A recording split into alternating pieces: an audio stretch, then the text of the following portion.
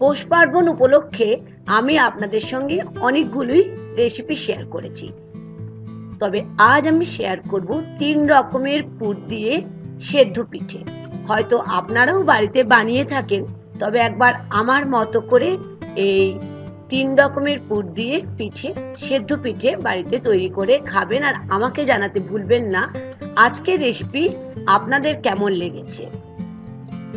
তাহলে চলুন শুরু করি আজকের রেসিপি ভিডিও। গ্যাস ওভেনটা জ্বালিয়ে দিয়ে বেশ খানিকটা আমি জল বসিয়ে দিলাম গরম করতে। আর আমি প্রথমেই বলেছি 3 রকমের পুর ব্যবহার করব। একটা হচ্ছে এটা নারকোল কোড়া, নারকোলের গুড় দিয়ে একটা পুর, আর এটা হচ্ছে খোয়া, মানে যেটাকে আমরা বলি দুধটাকে একদম ফুটিয়ে শুকনো করে যেটাকে বানায় সেটা হচ্ছে খোয়া। তাহলে চলুন শুরু করি। আমি এখানে বড় কাপের 1 কাপ চাল গুঁড়ি নিয়েছি, যেটা দোকানের চাল গুঁড়ি, আপনারা বাড়িতেও বানিয়ে নিতে পারেন। আর ওজনে হচ্ছে 200 থেকে 250 গ্রাম। এখন আমি এই কাপেরই মাপ করে জল নেব, তবে তার আগে নিয়ে নিলাম অল্প লবণ। লবণটা বেশ ভালো করে এটার সঙ্গে মিশিয়ে নিলাম। এখন ঈষৎ উষ্ণ গরম জল নিয়ে আমি এই চাল গুঁড়িটাকে মেখে নেব।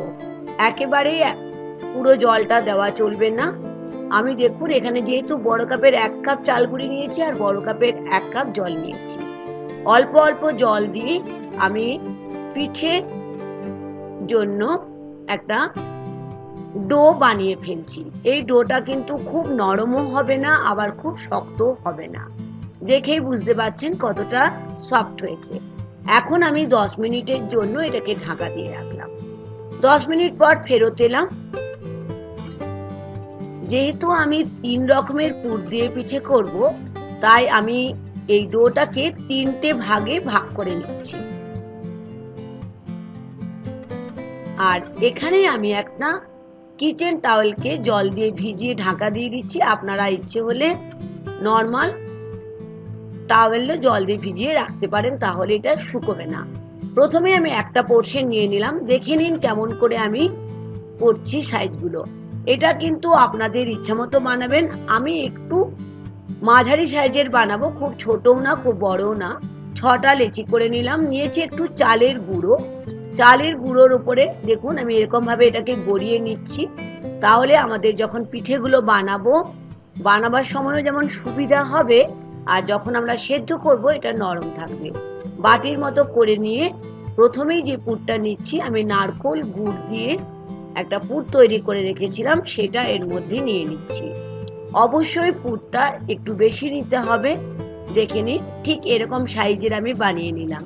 ঠিক এরকম ভাবে আমি সমস্ত গুড় আর নারকোল দিয়ে স্টাফিং যেটা রেডি করেছি সেই পিঠেগুলো বানিয়ে নিচ্ছি। আর এদিকে তো আমি জল বসিয়েই দিয়েছি, জল তো গরমই হচ্ছে। আপনারা যে কোনো শেপেই করতে পারেন, তবে আমি লম্বা লম্বা শেপে বানালাম।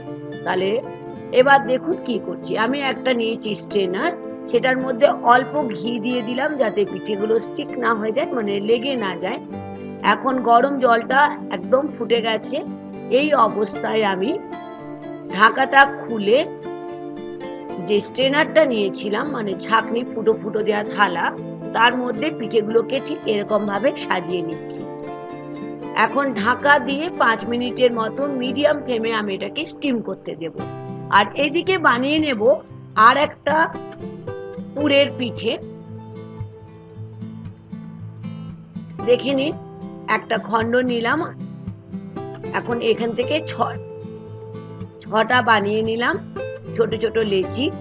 এখন বানাবো আমরা খোয়া ক্ষীর দিয়ে। ঠিক এরকম দেখুন চালের গুঁড়োর মধ্যে একটু গড়িয়ে নিলাম। তারপরে একটা বাটির মতো করে ছোট ছোট করে বলের আকারে আমি খোয়াগুলোকে নিয়ে মাঝখানে বুড়ো আঙুল দিয়ে আস্তে আস্তে করে প্রেস করে আমি এটা 3 কোণার শেপের বানাচ্ছি। আপনারা আপনাদের ইচ্ছে মতো বানাতেই পারেন, তবে এই শেপে বানাতেও কিন্তু বেশ ভালো লাগে, খেতেও ভালো লাগে। আর যখন পিঠে বানাবেন অবশ্যই বাড়িতে যদি ছোটরাও থাকে আপনার, তাদেরও ডেকে নিতে পারেন, তারাও খুব এনজয় করবে। কারণ পিঠে বানাতে একা বানালে যতটা মজা পাওয়া যায় না, সকলে মিলে বানালে কিন্তু প্রচুর আনন্দ পাওয়া যায়। দেখে নিন, আবার একটা বানিয়ে নিলাম। তাহলে আমাদের খোয়া ক্ষীরের পিঠেগুলো আমি বানিয়ে নিলাম। এদিকে ফেরত এলাম, দেখেছেন কি সুন্দর পিঠে তৈরি হয়ে গেছে। দেখেই বুঝতে পারছেন বন্ধুরা, পিঠেগুলো একদম রেডি হয়ে গেছে, কারণ কালারটা চেঞ্জ হয়ে গেছে। এখন আমি একটা প্লেট নিয়ে নিলাম। প্লেটের মধ্যে গুড়ের নারকোল নাড়ু দিয়ে যে পিঠেটা বানিয়েছিলাম সেই পিঠেগুলোকে তুলে নিলাম। এখন যে খোয়া ক্ষীরের পিঠেগুলো, 3 কোনা পিঠেগুলো বানিয়েছিলাম, সেগুলো এখন ট্রেনারের ওপরে ঠিক এরকম ভাবে বসিয়ে নিচ্ছি। যখন বসাবেন তখন অবশ্যই স্টিমটা কমিয়ে রাখবেন, তা না হলে পুড়ে যেতে পারেন। এখন ঢাকা দিয়ে আবারও মিডিয়াম ফ্লেমে এটাকে আমি 5 মিনিটের মতো রেখে দিলাম। আর এদিকে আমি বানিয়ে নিচ্ছি কাঁচা নারকোল দিয়ে পিঠেগুলো। ঠিক এরকম ভাবে গোল গোল বানিয়ে নিলাম। একটু চালের গুঁড়োর উপরে গড়িয়ে নিয়ে, কাঁচা নারকোলের পিঠে কিন্তু দারুণ খেতে লাগে। দেখে নিন, ঠিক এরকম ভাবে বাটি করে হাফ চামচের থেকে একটু বেশি নিয়ে নিলাম নারকোল। বাটির মধ্যে নিয়ে বুড়ো আঙুল দিয়ে হালকা করে চাপ দিয়ে এটা ভেতর দিকে আমি দিয়ে আস্তে আস্তে করে আমি এটাকে কভার করে দিচ্ছি। হয়ে গেল কাঁচা নারকোলের একটা পিঠে। ঠিক এরকম ভাবে আমি সমস্ত পিঠেগুলোকে বানিয়ে ফেলছি। এটাও আমি লম্বা ভাবে বানালাম, দেখিয়ে দিচ্ছি, আপনারা যে কোনো শেপে বানাতে পারেন। এদিকে ফেরত এলাম। এদিকে আমাদের খোয়া ক্ষীরের পিঠেও কিন্তু রেডি হয়ে গেছে। একটু করে খোয়া ক্ষীর বের হয়ে গেছে, তাতে খুব একটা অসুবিধা নেই, খেতে কিন্তু দারুণ লাগবে নলেন গুড় বা খেজুর গুড়ের সাথে। কি এবার পৌষ পার্বণে তো বানাবেন তো? আমার মতো করে একবার অনুরোধ থাকলো বন্ধুরা, অবশ্যই বানাবেন। আমি এখন কাঁচা নারকোলের যে পিঠেগুলো বানিয়েছিলাম সেগুলো দিয়ে দিলাম স্টিমারের মধ্যে। 5 মিনিট পরে ফেরত এলাম। একদম তৈরি হয়ে গেছে কাঁচা নারকোলেরও পিঠে। আজকে তাহলে আমরা শিখে নিলাম 3 রকম পুর দিয়ে তৈরি পিঠে, কাঁচা নারকোল, খোয়া ক্ষীর আর গুড় আর নারকোল দিয়ে তৈরি। আশা করি আজকের রেসিপি আপনাদের খুবই ভালো লেগেছে। আমি এখন খেজুর গুড়ের সঙ্গে সার্ভ করে দেব। অবশ্যই অনুরোধ থাকলো একবার আমার মতো বানিয়ে খাবেন।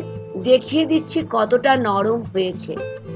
ভালো লাগলে দেখতে দেখতে লাইক আর শেয়ার করতে ভুলবেন না। নতুন বন্ধু হলে আমার চ্যানেলটিকে সাবস্ক্রাইব করে নেওয়ার অনুরোধ থাকলো।